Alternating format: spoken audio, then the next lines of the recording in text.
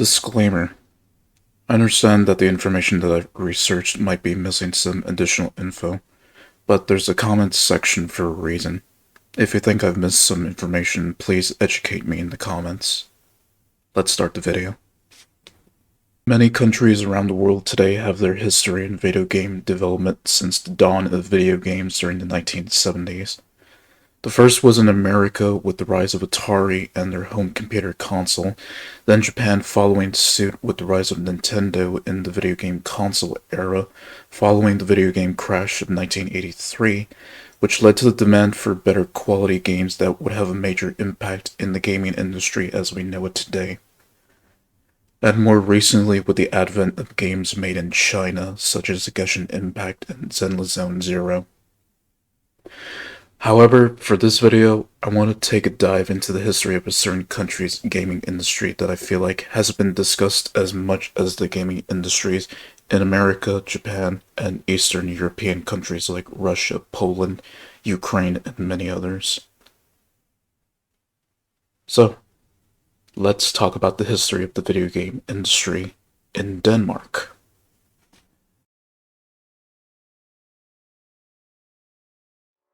During the 1980s, the world of video games has now started to cement themselves into every aspect of life for the common kid and young adult audiences who were familiar with the video games made in America and Japan.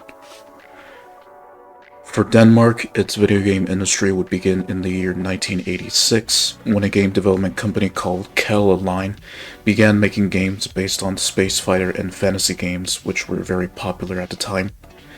It was this company that developed the first generation of game developers who would go on to establish the foundations of the Danish gaming industry and the many game development companies that would come at the end of the decade.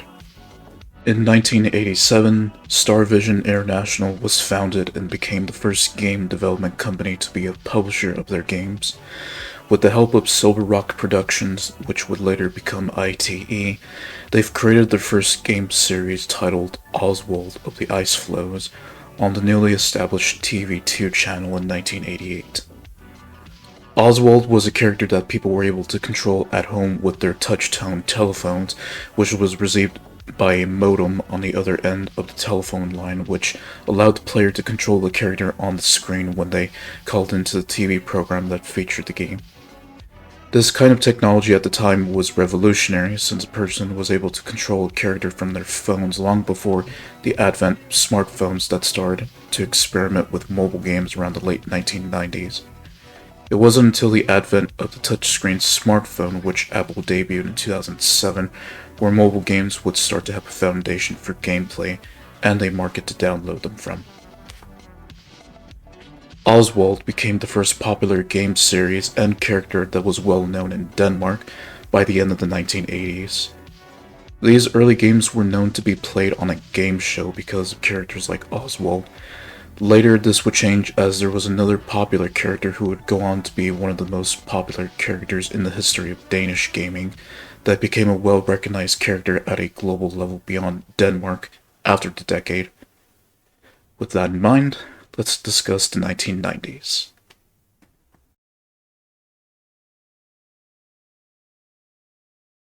The 1990s was a time where video games were adapting to more consoles as well as on PC with the advent of the World Wide Web in 1991. For Denmark, it was a time where new independent game companies were established to feed this new demand for games both in Denmark and abroad. From Amiga to CD-ROM, from Nintendo to PlayStation, from LAN connections to the internet, games were now able to become recognized more and more during this decade as it made it easier to sell games that people wanted. So let's start with Hugo, a game series that had played a very monumental role for Denmark's gaming industry to grow and expand into the game companies that would come in this decade. Hugo is a puzzle adventure game where you play as a troll who is on a mission to rescue his family from an evil witch who captured them. The game was also played on a game show like with Oswald back in the 1980s. The only difference was that Hugo, in terms of gameplay, offered a lot more compared to Oswald, where the game took a few minutes to complete. Hugo became a huge success for both ITE and the developers that worked on the game, which would eventually enter the console and PC market soon after. Denmark now had their own game character icon, like with Japan's Super Mario character, for instance. As for the companies that were established in Denmark at this time, like Zyrinx and Deadline Games, they focused on shooters and other games inspired by other game development companies such as Apogee Software Productions, aka 3D Realms, the people who worked on games like Duke Nukem 3D and Doom. During the decade, the LEGO Group would begin to dabble into game development as early as 1995 with their own media subsidiary of video games that incorporates LEGO pieces and minifigures into them with games like LEGO Island and LEGO Racers. It was also one of the first big-name companies in Denmark to enter the gaming industry, as they saw the potential in game development for their brand. During the mid-1980s and late 1990s, game developers in Denmark tend to have a habit of leaving the old game companies that they used to work at to establish new gaming companies for the sake of making games that they enjoy making, which is a theme that occurs with game development companies in general. I bring this up because that's what's happened with Zyrinx, when the former employees went on to establish two gaming companies. The first one was Retomoto. At the start, they didn't develop or work on video games since the employees were focused on another company that was established soon after, and that other company was called IO Interactive. It would develop games with their very own game engine, which led to the development of the game series Hitman, the first game series since Hugo to be widely recognized outside of Denmark. So to conclude the 1990s, the Danish game industry has evolved from what it used to be back in the 1980s, as it was now on par with game development companies around the world before the end of the 20th century. So how did Denmark's game industry evolve further into the 2000s? Let's have a look.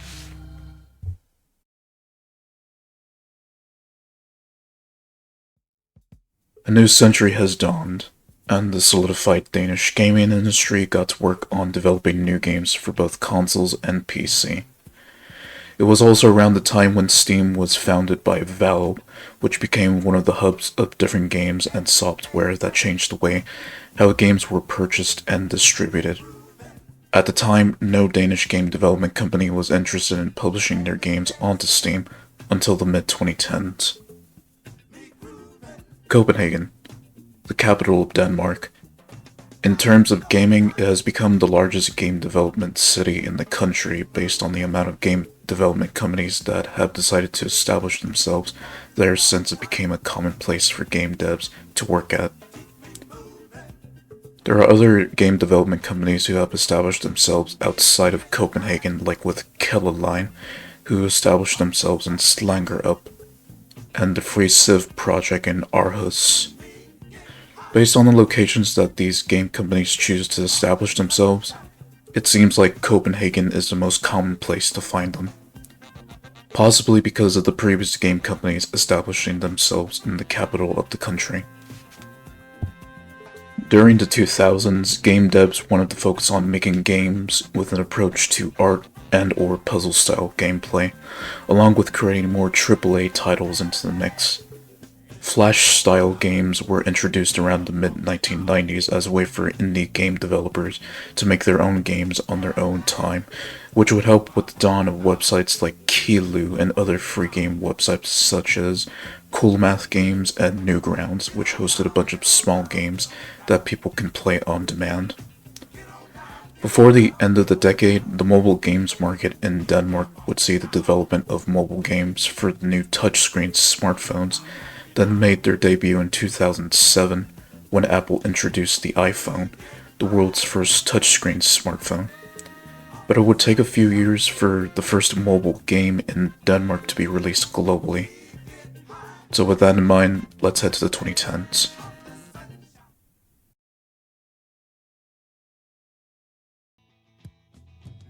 This decade made Danish games much more recognizable since social media has allowed game development companies to flourish and consolidate themselves with their fan base and their development.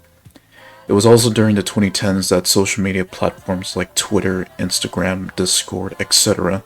allowed the developers to promote their games via posts related to development or announcements about their upcoming projects.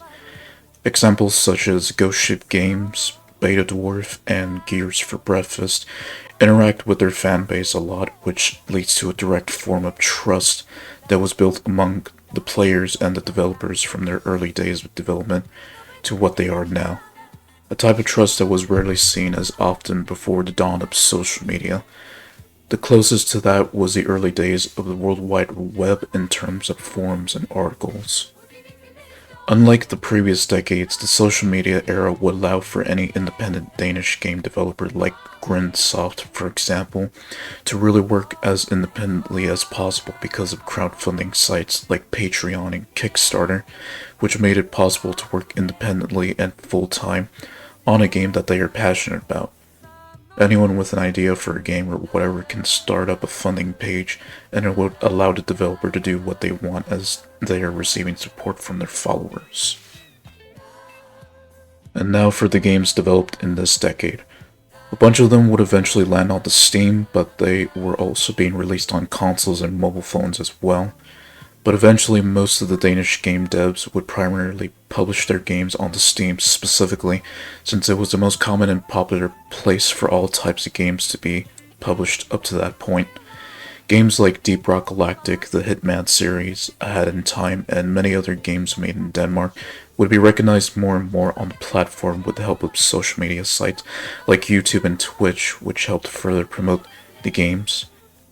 Both the players and the developers themselves would create videos and streams on the games played, along with discussing the games in terms of upcoming projects, updates, lore, etc., which goes to show the dedication of both the developers and players of the games in general. Once again, the Danish gaming industry has both evolved and matured into the industry that we are now familiar with today. So, what does the future look like for Denmark and the video games it develops? I'll be taking you to the 2020s, but I'll also do a recap on the history of the Danish gaming industry overall.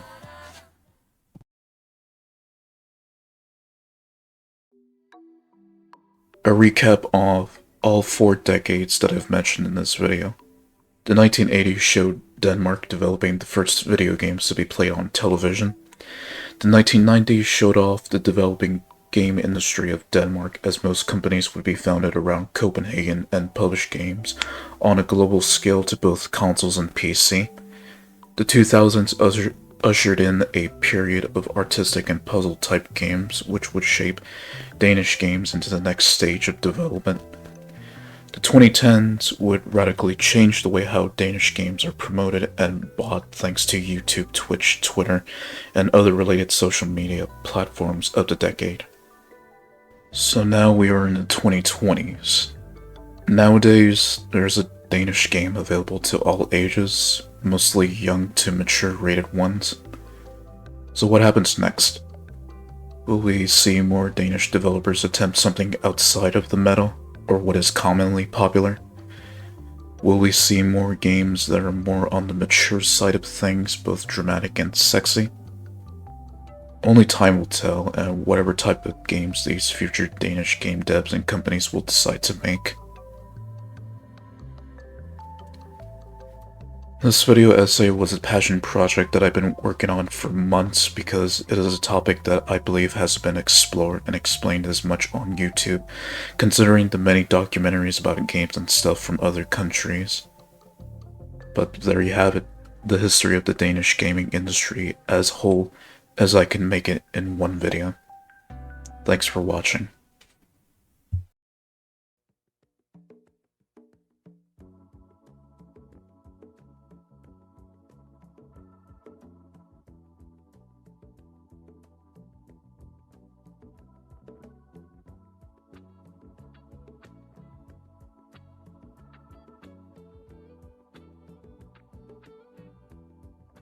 Though you may not drive a great big Cadillac, against the white wall, TV brothers in the back. You may not have a car at all, but remember, brothers and sisters,